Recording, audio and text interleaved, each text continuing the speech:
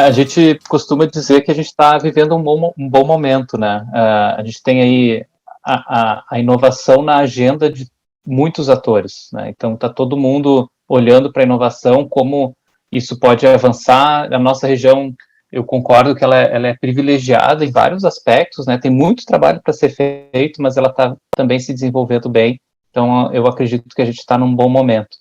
E falando em bom momento, a gente, até na fala do Rafael, né, a gente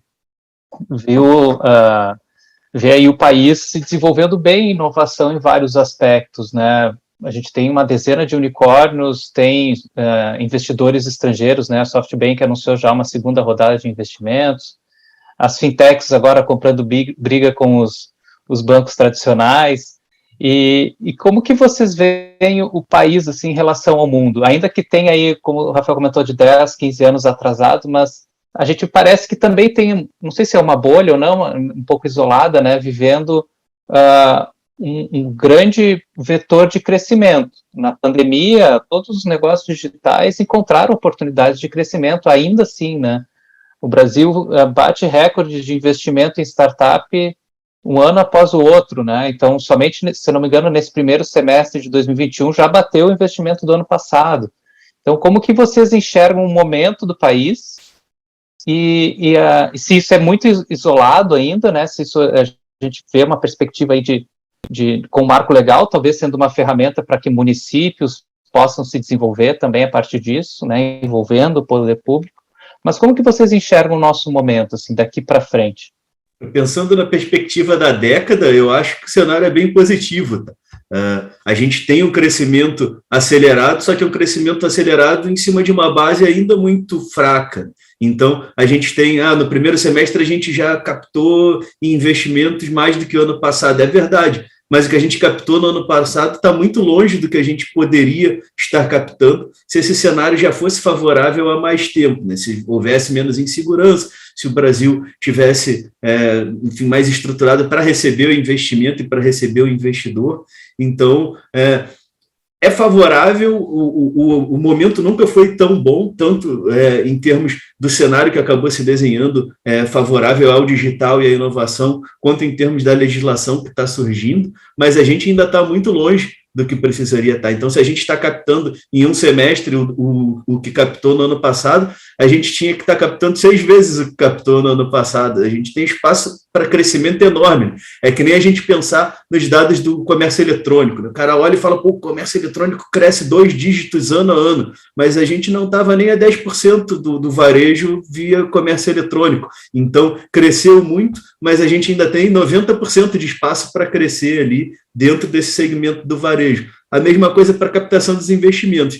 Tem muito dinheiro circulando no mundo, tem muito dinheiro sobrando para investimento em inovação, o investidor está ávido por encontrar onde que eu vou botar meu dinheiro, onde eu tenho uma oportunidade de fomentar o cenário, de ganhar mais dinheiro, mas agora que a gente está começando a ter um cenário um pouco mais favorável para isso. E o Brasil é aquele país que a gente sabe, né, que a gente pode estar fazendo tudo errado, mas ainda assim, ainda pinga alguma coisa aqui, né, porque afinal de contas nós temos aí 200 e tantos milhões de consumidores, nós temos um país com matéria-prima, com mão de obra, com gente qualificada, a gente tem um pouco de tudo aqui, só nos falta mesmo essa organização, essa estruturação, esse planejamento, esse pensar no futuro que a gente começa a ver um cenário mais favorável para isso também. Então, se continuar nesse ritmo, eu acho que daqui a 10 anos a gente vai estar olhando para trás e pensando, nós captamos 2.000 vezes mais do que captamos em 2021. Eu concordo bem com a linha do Rafael, assim, né, o Brasil muito, claro, a gente pouco tinha, né, a parte de inovação, indústrias de tecnologia, a gente tinha muito pouco, né, no país, então a gente vem evoluindo, vem como, né, os números vêm se mostrando, né, a parte de investimento, estruturação de novos negócios, né, polos, né, de tecnologia, né, tem se multiplicando, né, pelo país, né, e ações, né, conjuntas de empresas com o governo, e aí assim estão se multiplicando, né, várias opções, mas pegando exemplos concretos, né, por exemplo, pegar o estado de Santa Catarina, que eu estou diretamente envolvido também, Santa Catarina é conhecida por ser o polo de inovação do Brasil, né, ser um dos estados mais tecnológicos, e a balança comercial de 2019, por exemplo, dos 10 produtos mais exportados de Santa Catarina, 6 são commodities, né, então a gente olha, né, que mesmo sendo um estado extremamente tecnológico, né, a gente ainda continua tendo produtos de exportação com bases poucas, quase nada, né, tecnológicas, são produtos manufaturados, são produtos, né, animais, etc. Então a gente vê que a tecnologia tem cada vez se tornando mais pauta, né? Todo mundo está falando sobre isso, como o Thomas comentou, né? Todo mundo tem na sua agenda a parte de inovação, só que o país como um todo, ele ainda é muito, né, pouco tecnologicamente influenciado nos seus produtos e serviços. Então a gente está, né, vamos assim, dando o primeiro passo na parte de leis, na parte de novas empresas sendo criadas, alguns unicórnios já indo para o mundo inteiro, brasileiros, mas assim, eu acho que existe um mundo de possibilidades a ser exploradas dentro do Brasil. A gente não, acho que diria, né, nem 10% do nosso potencial foi na parte de tecnologia. Então, tudo que está acontecendo no mundo, a gente sempre chega um pouquinho atrasado, mas está chegando. Então, acho que a gente está dando um grande primeiro passo, já está trabalhando em grandes frentes, né, na parte de legislação, na parte de novas empresas surgindo, na parte das empresas investirem em tecnologia, né, na parte das agências regulatórias estar aberta a isso. Então acho que a gente está fazendo um papel bem certinho, a gente está começando a caminhar de forma multidisciplinar, né, tanto de leis, quanto de empresas, quanto de abertura de novos negócios, incentivos, né, à inovação, só que tudo ainda é muito inicial, né, no Brasil e na América Latina como um todo, né, mas eu acho que a gente está no caminho, né, tá fazendo um papel bem certinho de fazer, né, todos os pilares da inovação caminharem ao mesmo tempo. Legal. E duas coisas que eu tenho enxergado como favoráveis nesse ambiente também, uma é que vindo esse dinheiro de fora e dando resultado, os investidores, outros que ainda não tinham prestado atenção no Brasil com seriedade, começam a olhar e falar, pô, olha ali, virou unicórnio, virou outro unicórnio. Ali aquele país talvez tenha realmente um potencial para gerar riqueza, né? E outra questão que o Brasil está começando a acordar também é entender que inovação, startups, empreendedorismo não é só aplicativo, né? Então a gente já começa a ter um desenvolvimento maior em outros setores que antes, né, a gente olhava e pensava, tá, como é que vai pensar em tecnologia no agro? Hoje você já tem grandes iniciativas de empreendedorismo no agro para inovação, né? Então, a gente já está começando a exportar tecnologia para inovação na área de defensivos agrícolas, de controles defensivos agrícolas, né, na área de pulverização por drone. A gente já começa a ter diversas outras iniciativas de inovação em cenários que antes a gente nunca pensava. Pelo menos nós que estamos na zona urbana aqui, não pensávamos que aquilo poderia ser um cenário favorável à inovação. Então, a gente está começando a sair daquele eixo tradicional lá, fintech, aplicativo e uberização de qualquer outro setor lá que ainda não foi uberizado, e está começando a enxergar para outras oportunidades, e acho isso muito positivo e vai abrir uma avenida de possibilidades aí para investidores e empreendedores.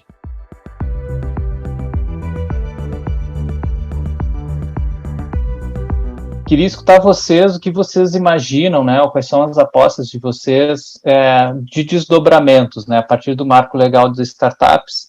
A gente vê aí uma série de movimentações de municípios, como vocês bem comentaram, né, mas o que vocês imaginam que nesse desenho de um futuro e com maior base tecnológica, né, de vários atores sendo envolvidos, o que se espera aí de próximos passos, não necessariamente agora no curto prazo, né, mas pensando aí até 2030, o que vocês imaginam que pode vir a aparecer aqui no ambiente de negócio, né?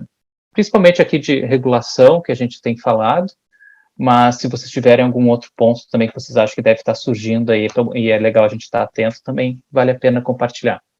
Bom, vamos lá, assim, bom, acho que assim, a parte de legal, né, a parte de leis, etc., acho que vai seguir um caminho natural lento, né, mas vai seguindo, formalizando os negócios, as possibilidades de abertura, né, que estão surgindo. Então, as leis vão acabar vindo sempre depois dos negócios, como é natural, né, e vai demorar certo tempo, mas eu acho que vai ter um grande enfoque atualmente, assim, nos próximos 5 anos, que é a utilização dos centros de inovação como um grande reduto, né, ou um grande facilitador, ou um grande apoio para quem quiser inovar. Então, hoje vamos dizer assim, existem muitas dúvidas no mercado, né, principalmente das empresas, de, olha, como é que eu posso me relacionar com uma startup, fazer um projeto de P&D, investir, né, em algum protótipo diferente, né? Então, acho que vai ter um grande empoderamento dos centros de inovação, né, ou seja, das ICTs como um todo, né, para todos os sentidos, para auxiliar a fazer projetos de inovação, para ser vamos dizer assim, um desmistificador de como conseguir um benefício fiscal se eu investir em inovação. Então, esses centros especializados em tecnologia, especializados, né, em receber startups, em receber empresas, eu acho que eles vão ter um grande empoderamento e seguindo, né, a própria linha, né, do marco legal da tecnologia, que quer, né, vamos dizer assim, de alguma forma que todos os fomentos à inovação, todos os investimentos que o governo fizer, ou benefícios que possam agregar startups, que sejam feitos por meio do centro de inovação. Então, acho que vai ter um grande boom, vamos dizer assim, de novos centros surgindo, né, e já estão surgindo vários, né, que estão já trabalhando na sua implementação, etc. Então, acho que eles vão ser uns grandes empoderadores a partir de agora, assim, da parte de inovação como um todo. Para quem quer se aproximar, quem quer abrir um novo negócio, para quem quer ter um benefício fiscal, vai ser ali quase que um grande, né, local que vai poder disciplinar, né, ou catequizar, evangelizar, né, todos os empreendedores que tenham, né, ideias de inovação em tecnologia. Eu acho que esse vai ser a nova aposta, aí, o grande, vai ter um empoderamento desses centros de inovação nos próximos anos. É uma aposta que eu faço e que espero ganhar essa aposta, porque ela seria bem benéfica para o país como um todo, do início de um círculo virtuoso de desenvolvimento e crescimento, né? Então, a partir do momento que você tem lá o poder público investindo em startups, seja pela contratação, pelo investimento direto, você começa a ter um cenário já com um dinheiro a mais rolando, e isso já favorece, por exemplo, a qualificação de mão de obra, geração de postos qualificados, daí, óbvio, isso acaba retornando para o Estado em forma de tributos, né? Daí o investidor externo, vendo que o poder público está confiando naquela empresa ou naquelas empresas, já se sente mais confortável para trazer o dinheiro dele para aqui e investir também. Daí, nessas rodadas de investimento, você catapultando o valor de mercado de uma empresa, já abre os olhos para outros players que ainda não estavam de olho. Então, se tudo funcionar como um pouco do espírito da lei que venha a funcionar, né, você vai ter ali esse ciclo. Investe, gera posto qualificado, gera tributo, gera riqueza, traz mais dinheiro e assim acaba gerando um ecossistema como um todo mais sólido, mais favorável, e se tudo der certo também, vai ter aquele moleque de 10 anos que está ali na escola, em vez dele olhar só para o jogador de futebol, olhar para o empreendedor que é vizinho dele, o cara que é programador, o cara que desenvolveu uma solução, que inventou uma coisa, e começar a ter outras referências também no campo da inovação e da tecnologia, né? Que hoje, basicamente, a gente que está nesse cenário, a gente olha para fora, né? A gente olha para Elon Musk, a gente olha para Jeff Bezos, a gente não tem grandes referências aqui dentro de casa para olhar. E a partir do momento em que isso muda, eu estimulo esse cenário que vai se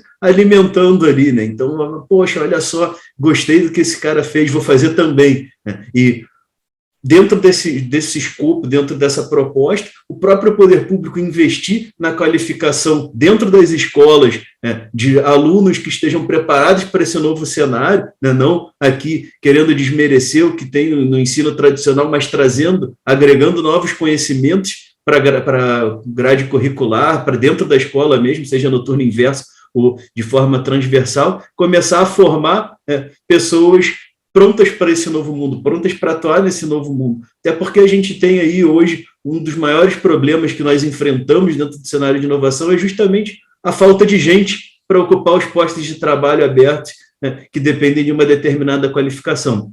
Então, eu enxergo com otimismo o que o Marco Legal pode nos trazer nesse sentido aí, num ecossistema que vai se alimentando ele próprio ali. Então, vem o dinheiro que gera mais dinheiro e com isso atrai mais dinheiro e dinheiro aqui pensando não só no dinheiro em si, mas no desenvolvimento que esses investimentos e que essa riqueza gerada traz, né? Tanto em termos de tributos, quanto em termos de infraestrutura, quanto em termos de geração de postos de trabalho qualificados, crescimento de renda per capita. Vejo que no longo prazo a gente pode ter aí diversos benefícios com esse cenário que tem se desenhando, e o Marco Legal tem tudo para ser um grande catalisador desse cenário. Espero que venha a ser.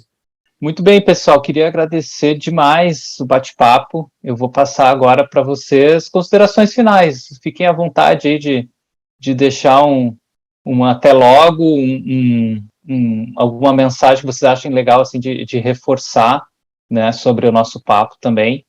E já agradeço a participação de vocês, foi muito bom. É uma ótima expectativa sobre o que a gente tem criado aqui como marco legal, né?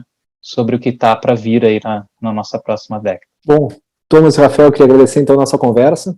Queria deixar uma mensagem, assim, se fosse, né, para, de alguma forma, poder compartilhar um pouquinho do que a gente vem vivendo, né, da parte de tecnologia. É assim, o Brasil como um todo é um grande país, é muito criativo por si só, e falta muita mão de obra especializada, e para todos os segmentos. Então, assim, para quem está nos ouvindo, quem acompanha a nossa conversa, seus filhos, seus primos, seus parentes, amigos, etc., para todos os segmentos, né, seja jurídico, contador, prestador de serviços, programadores, é uma coisa que o Brasil sente já muita falta e vai precisar cada vez mais disso, né? Então, a ideia é trazer e dissipar, né, a ideia de formação tecnológica como um todo, né? Isso é uma das principais chaves e bases, né, para que a indústria da tecnologia, né, cada vez avance e evolua, e eu acho que é esse um ponto que a gente tem que trabalhar hoje, né, para conseguir daqui 10 anos estar colhendo os frutos, né, é ter uma base educacional tecnológica muito forte.